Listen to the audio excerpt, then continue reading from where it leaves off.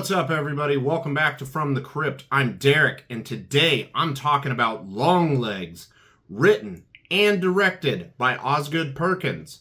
Now, this movie was released in theaters July 12th of 2024, and it actually just came out on VOD August 23rd. So it took me by surprise, but that is a very, very pleasant surprise. I did see this movie the day that it came out in theaters, but due to some personal reasons, I was not able to record a review for it the day it came out. Ultimately, I decided to wait until I was able to view it a second time, and then I would put out my review. So everything worked out in the end. This will be a spoiler review, so do not watch this unless if you don't care about spoilers or you've already seen the movie. This is your warning. And now let's get into the super quick plot synopsis. In pursuit of a serial killer, an FBI agent uncovers a series of occult clues that she must solve and end the killing spree. Before we dive into Longlegs, there was one thing I wanted to talk about first, and that's Osgood Perkins. He also directed The Black Coat's Daughter, which if you have not seen that movie, definitely do yourself a favor. Check it out. It is so freaking good. But he also had acting roles in Legally Blonde, Nope, 2009 Star Trek, and Not Another Teen Movie, which is a classic in my eyes. He also played Norman Bates, a young Norman Bates, in 1983's Psycho 2. Kind of helps that he is Anthony Perkins' son as well.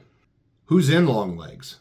We've got Maika Monroe. She plays Lee Harker, which some of you may remember her as Jay from It Follows.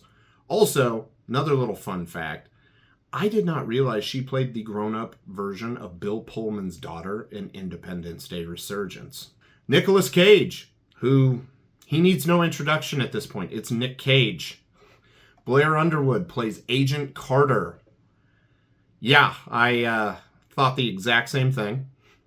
Alicia Witt, she's from 1998's Urban Legend, and Kiernan Shipka from The Chilling Adventures of Sabrina, Totally Killer, and The Black Coat's Daughter. What's good about Longlegs? Overall, the performances were top-notch in this movie. There's something about Maika Monroe, any movie that she's in. It Follows, I'll even say Independence Day Resurgence, and definitely Longlegs. When she's on the screen, I'm glued to her. I don't know if haunting, captivating, I don't know the right word to put on it. It's just something weird, but she just draws me in whenever she is in a movie.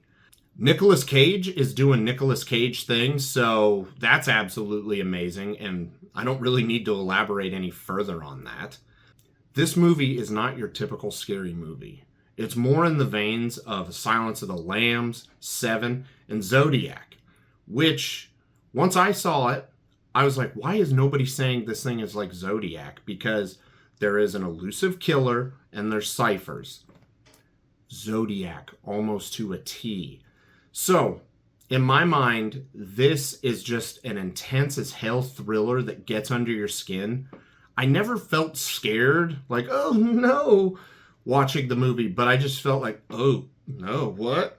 Like, uneasy and, dare I say, nervous would be the best possible way of describing the emotions that I was feeling while watching the movie.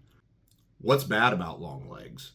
There were some parts that honestly did feel like it was dragging a little bit, but the tension the film created definitely outweighed the slower sections, which it is a slow burn type of movie. So that kind of comes with the territory. Not necessarily a knock on the film, but I wanted to mention it somewhere at the very least. The last thing I'm going to talk about isn't even pertaining to the movie itself completely, but that's Nicolas Cage. We need to talk about the fact that Nicolas Cage has given us Mandy, Color Out of Space, Willy's Wonderland, and Longlegs, all within, a 6-year time period. Nicolas Cage has been knocking it out of the park, and I'm glad to see this kind of resurgence for him. He went from being parodied pretty hard by Andy Samberg on SNL, about putting out just random trash garbage movies to now we're getting quality Nicolas Cage films, and it is awesome. By the way, if you haven't seen the 3 other films that I just mentioned that feature Nicolas Cage, what are you doing? Go frickin' watch them. You can thank me later. All right, rewatch by review time. Would I rewatch this again? Hell yes, and I already did. And I'm gonna do it again. Will I buy this on Blu-ray? Hell yes, and I honestly can't wait to. What score would I give Longlegs? I'm going with a 9.5 on this one. I was debating between a 9.5 and a 9, but ultimately I decided to go with the 9.5 because the slower sections do drag it down a little bit. Very, very little bit. Because, man, when this movie hits, it hits like a fucking freight train. It is so good. It's just a slow burn, intense as all hell thriller that has earned its place to be compared to the movies that I have previously mentioned before. So, if you have not seen this, I don't know why you watched this review first off. I didn't really talk a whole lot of spoilers, but there were some spoiler-ish things about it. Go watch Longlegs and do yourself a favor.